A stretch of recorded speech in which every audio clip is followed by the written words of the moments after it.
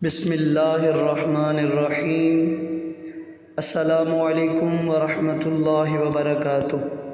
صحیح بخاری شریف حدیث نمبر 7، حضرت سیدنا عبداللہ ابن عباس رضی اللہ تعالی عنہ بیان کرتے ہیں کہ ابو سفیان بن حرب نے انہیں خبر دی کہ ہرقل نے ان کو قریش کی جماعت کے ساتھ بلایا۔ یہ لوگ اس مدت میں شام تجارت کرنے گئے تھے جس مدت میں رسول اللہ صلی اللہ علیہ وآلہ وسلم نے ابو سفیان اور قریش سے عارضی صلح کی ہوئی تھی۔ پس قریش اس کے پاس آئے اور وہ ایلیا یعنی بیت المقدس میں تھے۔ ہرقل نے ان کو اپنی مجلس میں بلایا اور اس کے گرد روم کے سردار تھے۔ پھر اس نے قریش کو اور اپنے مترجم کو بلایا، پھر کہا تم میں سے اس شخص کا قریبی رشتہ دار کون ہے جس کا یہ دعویٰ ہے کہ وہ نبی ہے؟ ابو سفیان نے کہا میں اس شخص کا قریبی رشتہ دار ہوں۔ ہرقل نے کہا اس کو میرے نزدیک کر دو اور اس کے اصحاب کو بھی اس کے نزدیک کر دو اور ان کو اس کی پیٹھ کے پیچھے کھڑا کر دو۔ پھر اس نے اپنے مترجم سے کہا ان لوگوں سے کہو کہ میں اس شخص کے متعلق سوال کروں گا، اگر یہ مجھ سے جھوٹ بولے تو تم اس کو جھٹلا دینا۔ ابو سفیان نے کہا پس اللہ کی قسم اگر مجھے اس بات پر شرم نہ آتی کہ لوگ مجھے جھوٹا کہیں گے تو میں ضرور آپ کے متعلق جھوٹ بولتا۔ پھر ہرقل نے مجھ سے سب سے پہلا سوال جو کیا وہ یہ تھا تم لوگوں میں اس شخص کا نسب کیسا ہے؟ میں نے کہا وہ ہم میں بہت عمدہ نسب والے ہیں۔ اس نے کہا کیا یہ دعویٰ اس سے پہلے تم میں سے کسی اور نے بھی کیا تھا؟ میں نے کہا نہیں۔ اس نے کہا کیا اس کے باپ دادا میں سے کوئی بادشاہ تھا؟ میں نے کہا نہیں۔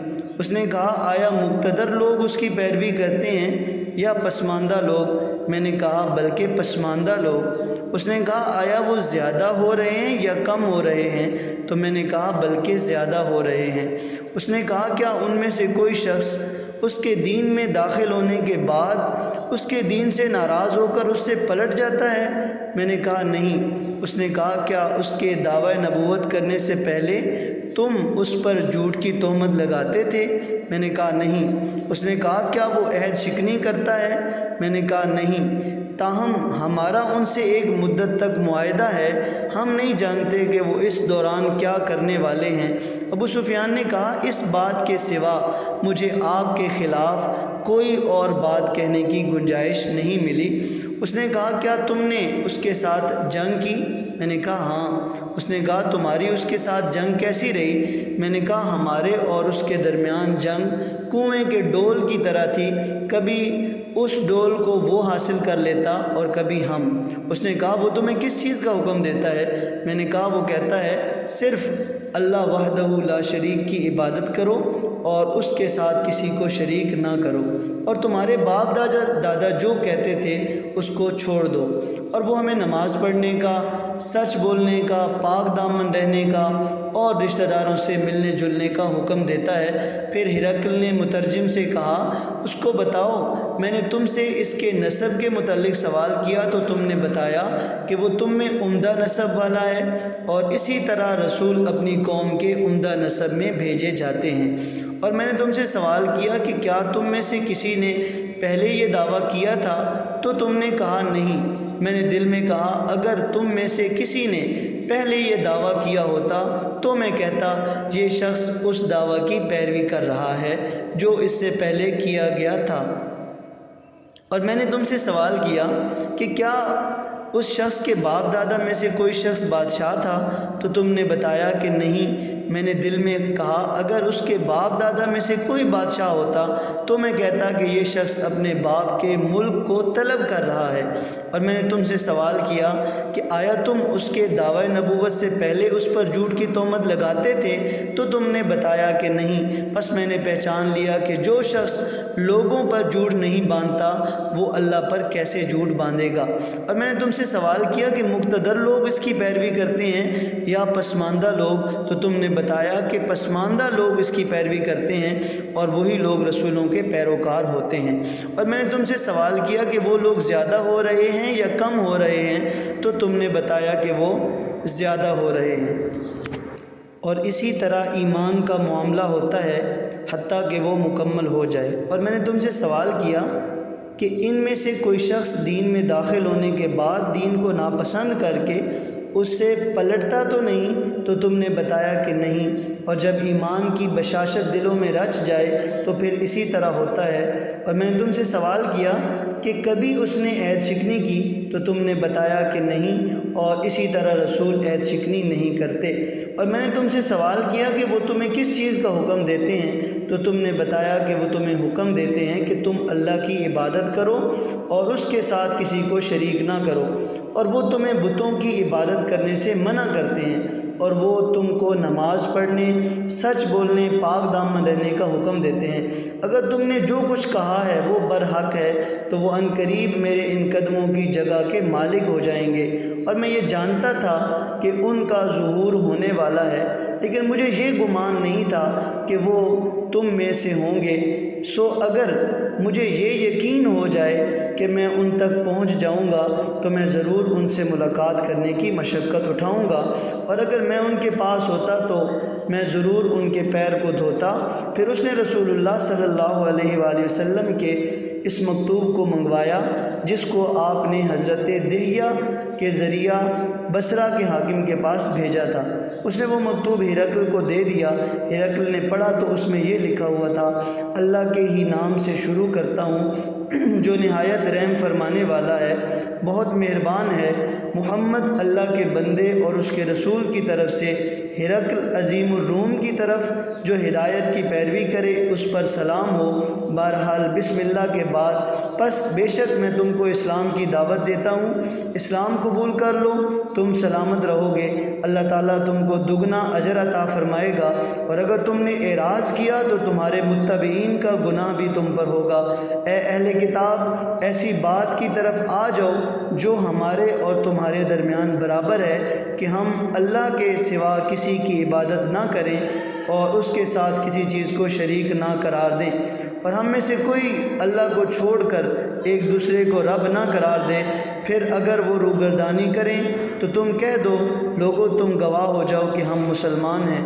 ابو سفیان نے کہا جب ہرقل نے جو کہا وہ کہا اور وہ اس مکتوب کو پڑھنے سے فارغ ہو گیا تو اس کے پاس بہت شور ہو گیا اور آوازیں بلند ہوئیں اور ہم کو نکال دیا گیا۔ جب ہم کو نکال دیا گیا تو میں نے اپنے اصحاب سے کہا: ابو کبشہ کے بیٹے کا یعنی نبی پاک صلی اللہ تعالیٰ علیہ وسلم کا معاملہ بہت عظیم ہو گیا، اس سے سفید فام قوم کا بادشاہ بھی ڈرتا ہے۔ پھر مجھے ہمیشہ یہ یقین رہا کہ وہ عنقریب غالب ہو جائیں گے، حتیٰ کہ اللہ نے میرے دل میں اسلام داخل کر دیا۔ اور ابن الناطور جو بیت المقدس کا امیر یعنی گورنر تھا، ہرقل کا مصاحب اور شام کے عیسائیوں کا بڑا پادری تھا، وہ بیان کرتا ہے کہ ایک دن صبح کو ہرقل بیت المقدس میں بہت پریشان حال تھا۔ اس کے درباریوں نے کہا: آج آپ کی حالت بہت بدلی ہوئی ہے۔ ابن الناطور نے کہا: ہرقل نجومی تھا، ستاروں میں غور و فکر کرتا تھا۔ اس نے لوگوں کے سوال کے جواب میں کہا: آج رات جب میں نے ستاروں میں غور کیا تو میں نے دیکھا کہ ختنہ کرنے والی قوم کا بادشاہ غالب آ چکا ہے، پس اس زمانہ کے لوگوں میں کون ختنہ کرتا ہے؟ انہوں نے کہا: صرف یہود ختنہ کرتے ہیں، سو آپ ان کی وجہ سے پریشان نہ ہوں، اور آپ اپنے ملک کے تمام شہروں کو یہ حکم لکھ کر بھیج دیں کہ وہاں جو بھی یہود ہیں ان کو قتل کر دیا جائے۔ پس وہ لوگ انہی معاملات میں مشغول تھے کہ ہرقل کے پاس ایک شخص کو لایا گیا جس کو غسان کے بادشاہ نے بھیجا تھا۔ اس نے رسول اللہ صلی اللہ علیہ وآلہ وسلم کے ظہور کی خبر دی۔ جب ہرقل نے اس کی پوری خبر معلوم کر لی تو کہا: جاؤ معلوم کرو وہ ختنہ کے قائل ہیں یا نہیں۔ اس نے کہا: آپ کے حالات معلوم کیے تو لوگوں نے بتایا کہ وہ ختنہ کے قائل ہیں، اور ہرقل نے اس شخص سے عربوں کے متعلق سوال کیا تو اس نے کہا: عرب ختنہ کرتے ہیں۔ پھر ہرقل نے کہا: یہی اس امت کے بادشاہ ہیں جو ظاہر ہو چکے ہیں۔ ہرقل کا ایک گورنر رومیہ میں تھا جو علم میں اس کی ٹکر کا تھا۔ ہرقل نے اس کو خط لکھ کر معلوم کیا اور خود ہرقل ہمس کے لیے روانہ ہوا۔ ابھی وہ ہمس نہیں پہنچا تھا، اس کے پاس اس کے دوست کا خط آ گیا. اس کی رائے بھی ہرقل کی رائے کے موافق تھی کہ نبی پاک صلی اللہ تعالیٰ علیہ وسلم کا ظہور ہو چکا ہے اور آپ برحق نبی ہیں. تب ہرقل نے روم کے اپنے ہمس کے محل میں بلایا اور دروازوں کو بند کرنے کا حکم دیا گیا. دروازے بند کر دیے گئے. پھر وہ ان کے سامنے آیا. اس نے کہا اے روم کی جماعت، دائمی کامیابی اور ہدایت کے حصول کے متعلق اور اپنے ملک کی بقا کے متعلق تمہاری کیا رائے ہے؟ سو تم اس نبی کی بیعت کر لو. یہ سنتے ہی وہ وحشی گدھوں کی طرح دروازوں کی طرف دوڑے، لیکن دروازے تو بند کیے جا چکے تھے. بالآخر جب ہرقل نے ان کی اس وحشت کو دیکھا اور ان کے ایمان سے مایوس ہو گیا تو کہا ان کو میرے پاس واپس لاؤ، اور کہا میں نے جو ابھی تجویز پیش کی تھی تو اس سے میں تمہاری دین میں شدت کو آزما رہا تھا، سو مجھے معلوم ہو گیا. پھر ان سب سرداروں نے ہرقل کو سجدہ کیا اور اس سے راضی ہو گئے، اور یہی ہرقل کا آخری کام تھا. اس حدیث مبارکہ میں معزز سامعین آپ نے سماعت فرمایا کہ حضور نبی پاک صلی اللہ تعالیٰ علیہ وسلم کے جانی دشمن بھی جب حضور نبی پاک صلی اللہ علیہ وسلم کی صفات ان سے پوچھی گئی تو انہوں نے جھوٹ نہیں بولا، بلکہ جو حق تھا، جو سچ تھا، وہی انہوں نے بیان کیا. اس سے یہ بھی آپ اندازہ لگا سکتے ہیں کہ عربوں کے ہاں جھوٹ سے کتنی زیادہ نفرت برتی جاتی تھی. اللہ رب العزت ہم سب کو بھی اس جھوٹ کی لعنت سے محفوظ و مامون فرمائے اور ہمیشہ حق اور سچ کا ساتھ دینے کی توفیق عطا فرمائے. آمین ثم آمین.